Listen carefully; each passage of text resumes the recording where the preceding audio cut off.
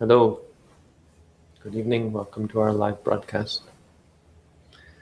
Again, we're starting late because I've just done a Dhammapada video. So if you want to listen live to that, you can listen live to it, but I don't want to record a video for it twice, so we're starting late.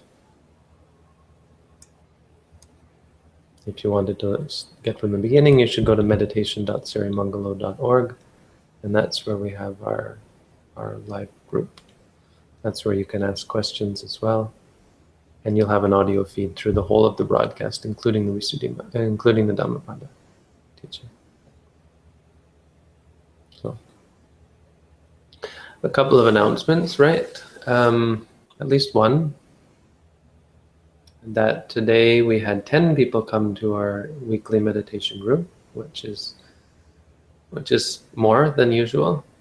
Some old. We had 5 returners. 4 returnees?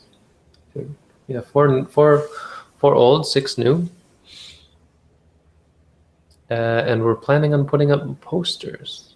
So we'll put up a whole bunch more just black and white posters saying, what are you waiting for? Because the exams are coming up, so people should learn to meditate. And this Friday we're gonna try again with the meditation mob thing. Just have a small group of dedicated people in the main student center room.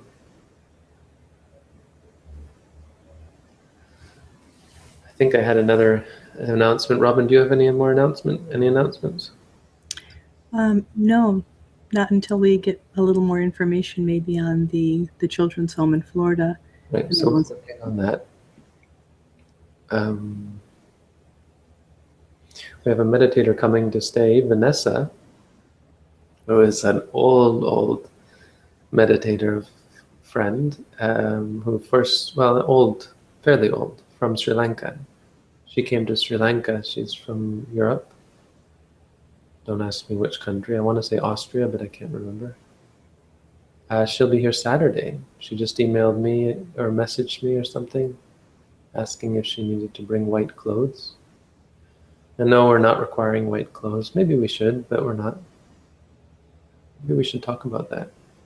I think it's in the rules, but we can just adapt the rules to say optional if you want. Oh, that's right. But that was because that was a Cambodian monastery. I'm not fickle. I'm not pushy about that. I mean, what's the deal with white clothes? It's a nice tradition. Mm-hmm. Maybe it is something we should consider. It is a nice tradition. It's just hard. I mean, then you're forcing people to go out and buy clothes just so they can practice meditation, because no one has white clothes.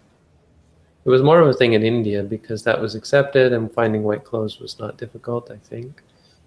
It was just they were uncolored. And there is a point to that, because people come with bright, in India it was a big thing to have brightly colored clothes like a peacock. Even now they have these bright saris and, so that's kind of a no-no. But if you're just using, we could say neutrals. And it has to be, the other thing is it has to be, what's the word? Conservative? No, what's the word? Modest. We had one, in Jomtong, when I was at Jomtong, the kind of people that would come, we had one woman come with a skirt that had a slit all the way up to her I don't know what you call it, but you could almost see her underwear. Well, quite high, slit on the side. And she tried to walk around like that. A young, fairly attractive woman, I think. And the old nuns were not happy about that. We had another man wearing some kind of Middle Eastern, it's like a big nightshirt, those a nightgown kind of thing. It was that kind of thing, but I think it's from the Middle East. Just a white one piece, and that was all he was wearing. I don't even think he had underwear on underneath. This is the kind of thing you get. I think that's also a no-no. But like women wearing skin tight shirts, that kind of thing, not really appropriate.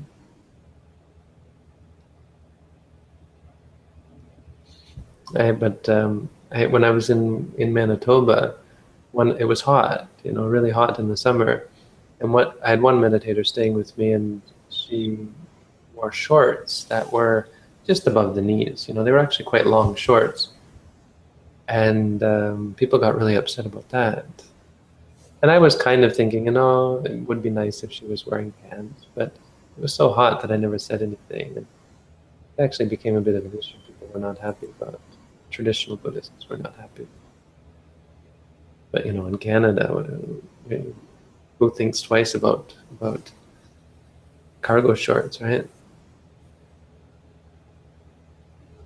What is considered modest here and what is considered modest in Asia, very different things.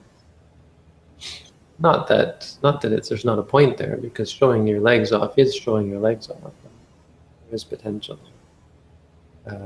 Just because cleavage is acceptable doesn't mean it's not going to arouse emotions that are problematic in a meditation center, that kind of thing. So there are issues to talk about. I'm not disregarding those.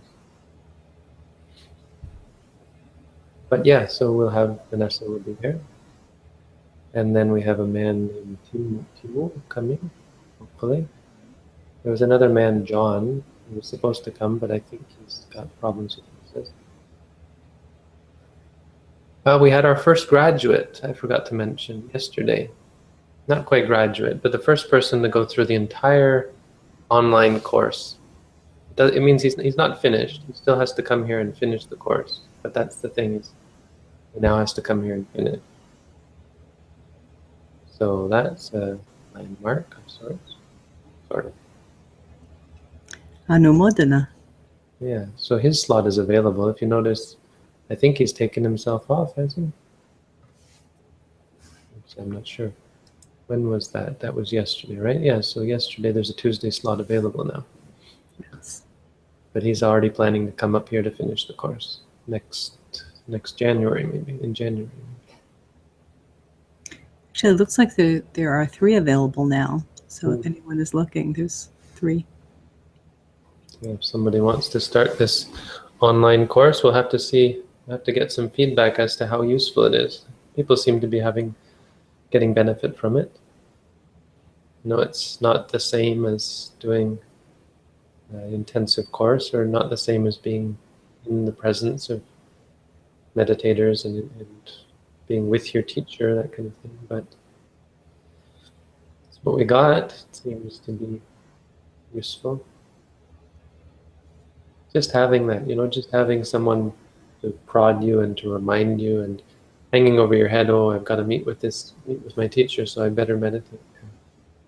It's quite useful.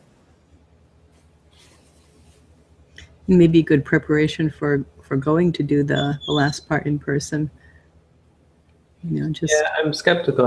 It's not the best preparation. I'm not sure how long it's going to take people to finish it, but what we have seen is people who have done that take about a week and can do the course in a week. Week is cutting it short, so preferably it would be like 10 days. But if you had 10 days, 9 days, right? That's what we'd prefer, is 2 weekends. So if you had 9 days, really that weeks and weeks of training is a good preparation for the actual course. But you'd need about 9 days. We just don't want to throw you right into hardcore intensive practice, so we have to build it up, because even with all that practice, you've still never done a full day of meditation, theoretically. We have another 2 questions. One is whether this online course, we have to get people to sign a waiver. So we have to discuss that. Maybe we do, right? And 2, I'd like to get everyone's commitment to keep rules. So at least 5 precepts, right? Shouldn't be doing this course if you're still drinking alcohol. But the 5 precepts you should be keeping if you're going to do this course. But I think I haven't talked to people about that.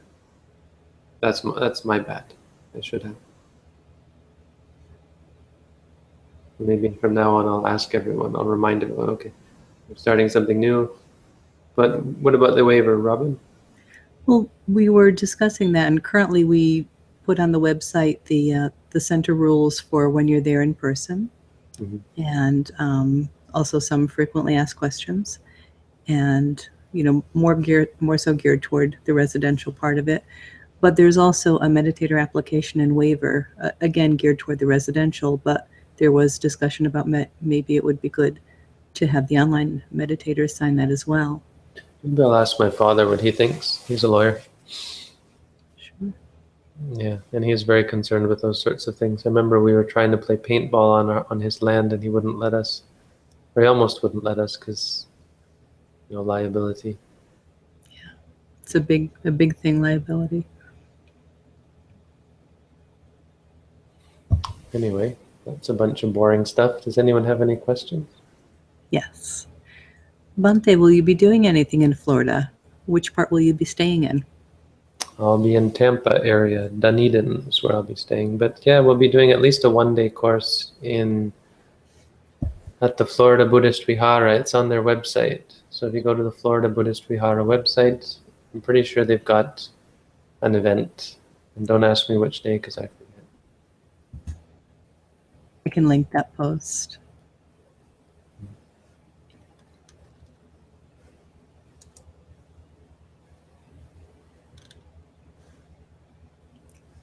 Actually, this one is dated June of 2014, so that seems to be the outdated one.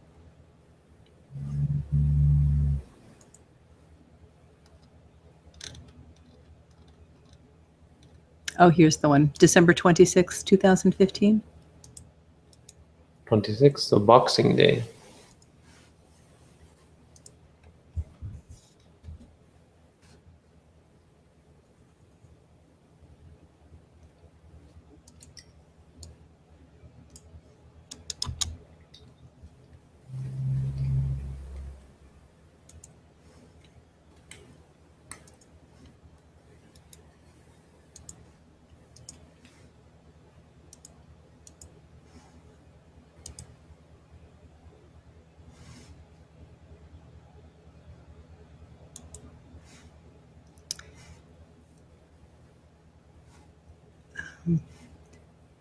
Oddly, I'm trying to send the link there and it seems to be frozen up, but I'll try that again in a moment.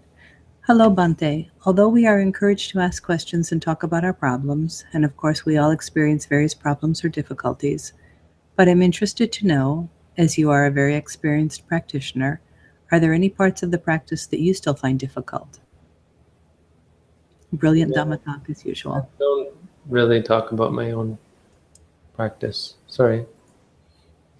There's just too many problems associated with it.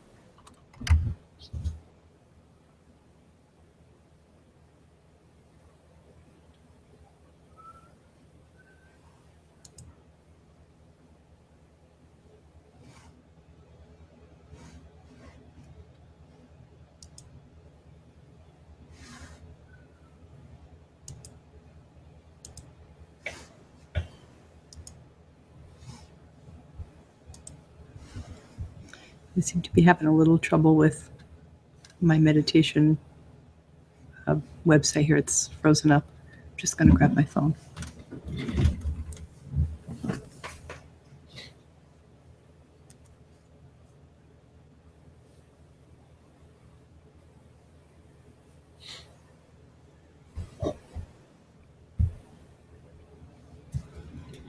Okay, that was it for the questions, Bhante. All right. Well, we had the Dhammapada, so that's Dhamma for tonight. Let's just stop there then, okay? Thank you, Bhante. Thank you, Robin. Good night, everyone. Good night.